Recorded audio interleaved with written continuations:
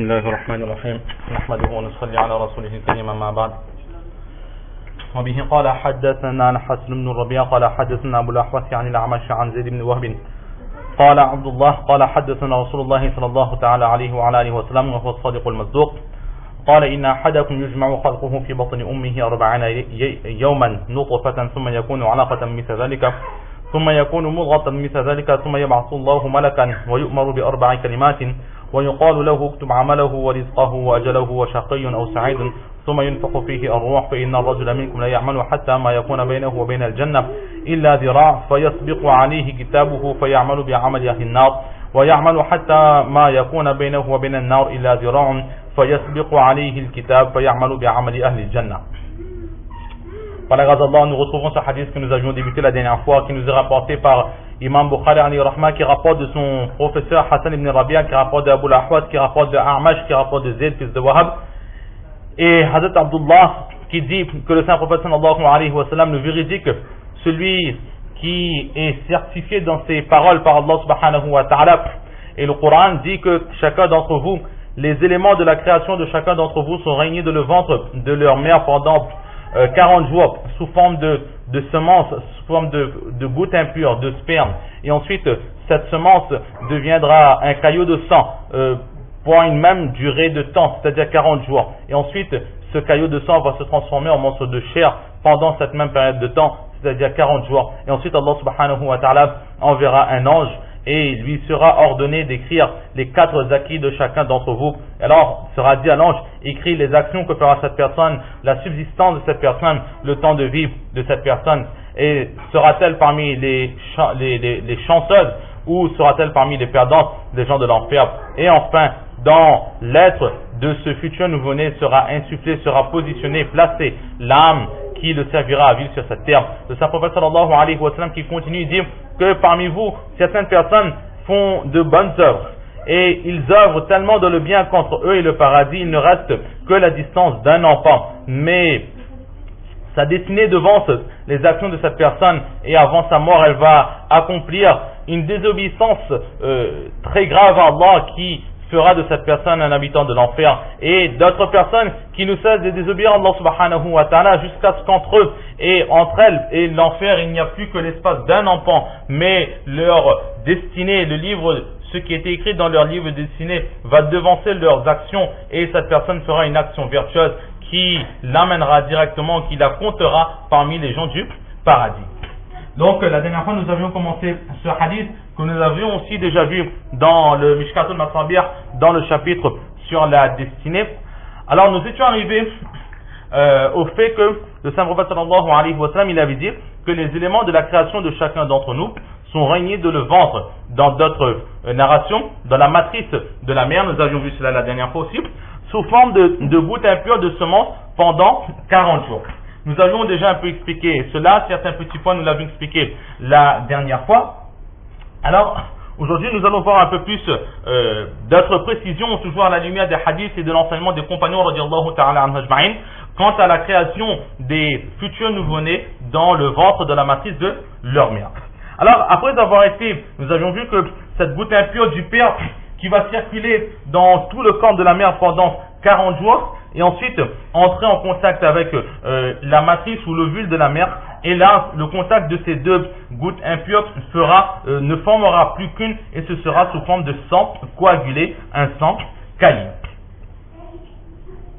Alors nous avions déjà vu que dans la dernière fois on avait fait allusion à cela, que ces changements, lorsque dans ce hadith on dit pendant 40 jours elle est sous forme d'impureté, ensuite pendant 40 jours elle est sous forme de sang coagulé, plus tard nous verrons que pendant 40 jours elle est sous forme de chair même. Alors ce n'est pas un changement radical qui va se passer, que pendant 39 jours c'est une goutte impure et au 40e jour pile ça devient du sang coagulé et pile au bout du 81e jour là ça devient un morceau de chair. Mais c'est au fur et à mesure pendant ces 40 jours, petit à petit il y a le changement qui se crée dans ces éléments. Exactement comme un enfant, il grandit, alors jour après jour il y aura des micro-changements, et si une personne va regarder cet enfant 1 mois ou 2 mois après, elle va dire ah ben comment est-ce que cet enfant a changé, alors que ses parents qui vivent à côté de cet enfant, ils ne remarquent pas forcément tous les changements qui se passent chez leur enfant, car ils voient cela tous les jours, et c'est des micro-changements à chaque fois.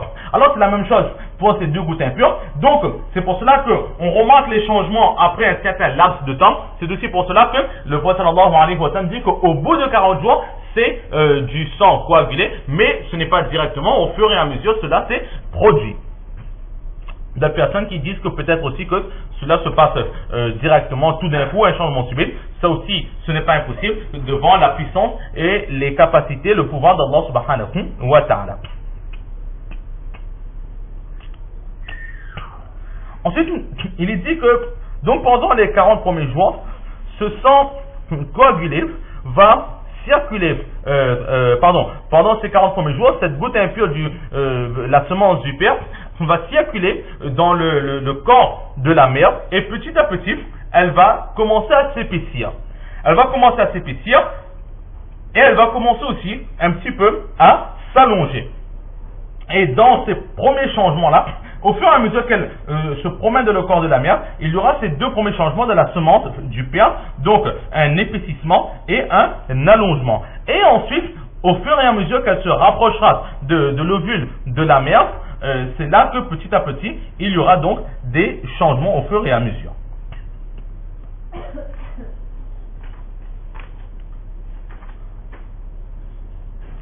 Et selon l'unanimité de certains médecins musulmans, le cheikh Ali ibn al-Muhazzab al-Hamawi, qui dit que les médecins sont unanimes que ce n'est qu'au bout de 40 jours que l'on commence à voir les premiers changements chez le fœtus qui se trouve donc dans le corps de sa mère. Et au bout des 40 premiers jours, c'est là qu'ils disent que au bout des 40 premiers jours, les premiers membres de l'enfant qui sera un garçon vont commencer à se faire remarquer. La formation du garçon est plus rapide que la formation de la fille. Pourquoi? Parce que le garçon, celui qui est du sexe masculin, il a en lui une certaine chaleur. Et par rapport à donc cette chaleur-là, le changement dans l'ovule et dans la semence du père vont se faire beaucoup plus rapidement. Ils vont se réunir plus rapidement, ils vont entrer en contact plus rapidement et atteindre une certaine maturité beaucoup plus rapidement que lorsque ce sera une fille qui va naître de cette intimité. Et certains médecins disent même que après ces 40 premiers jours, on peut petit à petit pouvoir remarquer certains petits mouvements dans ce fœtus.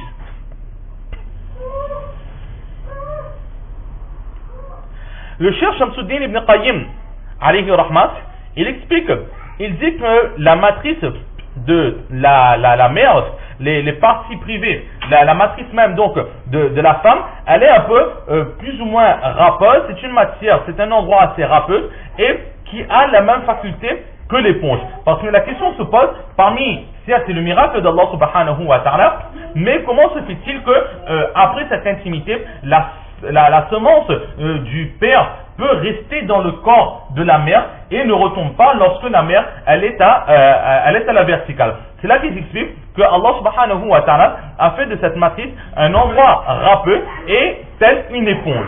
Et c'est pour cela qu'exactement comme de la terre absorbe très facilement de l'eau, et une fois que l'eau est entrée en elle, la terre ne va pas recracher cette eau, sauf s'il y en a entre autres, de la même façon, la matrice de la mère, elle a cette faculté de garder en elle la semence du père et elle ne va pas la rejeter. Au contraire, elle va la garder avec elle et elle va même la protéger de tout mauvais contact de façon à ce que cette semence ne s'abîme pas en route.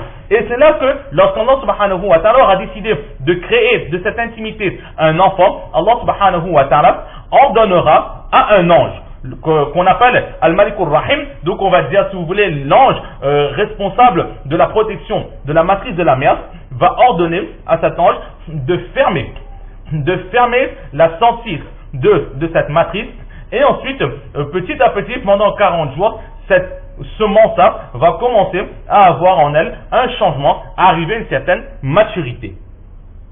Alors maintenant, les 40 premiers jours, certaines personnes disent que lorsque la semence du père va commencer son acheminement vers l'ovule, la matrice de la mère, c'est là que pendant les 6 premiers jours, au fur et à mesure que cette semence va entrer en contact avec la matrice de la mère, donc pendant les 6 premiers jours, ce sera un travail de consolidation. Ils vont essayer de bien rester fixes, de bien rester ensemble de façon à ce qu'ils ne se séparent pas. Donc là, ce sera pendant 6 jours. Et ensuite, pendant ces 6 premiers jours, nous pourrons voir 3 points qui se créeront dans ce contact entre l'ovule et la semence du père. Le premier point, ce sera le cœur. Le second, ce sera le cerveau. Et le troisième point, ce sera les reins ou encore le bas du dos de cet enfant, plutôt le foie ou les reins de cette personne. Ensuite, dans ces 3 organes-là, le cœur, l'esprit et le foie, il y aura des petites lignées, des petits traits qui vont commencer à se créer. Ce sera plus tard pour la circulation du sang. Et cette création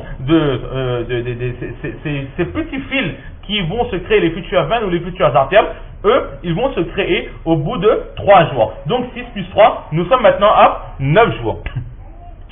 Ensuite, après que cela soit mis en place, petit à petit, dans ces petites lignes, on peut voir souvent dans les photos, de certaines photos, de certains IRM, etc., on voit l'intérieur du corps, et puis on voit comme des petits fils. En fait, ce sont là où les vaisseaux sanguins sont en train de circuler. Alors, de la même façon, donc pendant ces 3 jours-là, ce sera comme des petits fils. Et ensuite, petit à petit, le passage va se créer. Donc, ces fils-là vont commencer à grossir pour que le sang puisse commencer à circuler. Et cela, donc, la création des veines dans le corps de cet enfant va se faire au bout de 15 jours.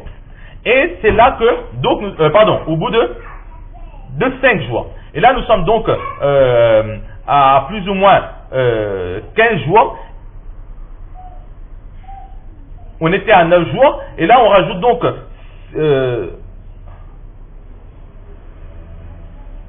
oui, donc, nous sommes donc à 9 jours, et maintenant, ces veines-là qui vont commencer à se créer, cela va se faire en 6 jours, donc nous sommes